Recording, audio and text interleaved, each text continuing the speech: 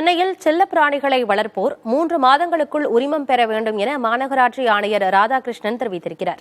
செய்தியாளர்களை சந்தித்த அவர் மூளையை உண்ணும் அமீபா நோய் குறித்து பதற்றம் வேண்டாம் எனவும் அறிவுறுத்தியுள்ளார்.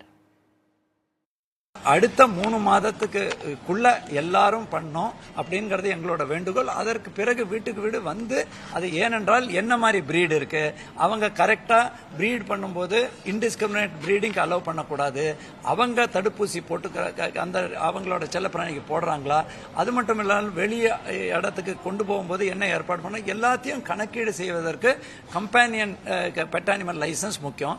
1 in 6 என்று ரேபீஸ் தவிர மற்ற தடுப்பூசிகளும் நம்ம தெருநாய்களுக்கு போடக்கூடிய திட்டம் அறிவித்து நம்ம கவுன்சிலோட அப்ரூவலோட நம்ம அதை பண்ண இருக்கிறோம்ங்கிறதையும் சொல்றோம்.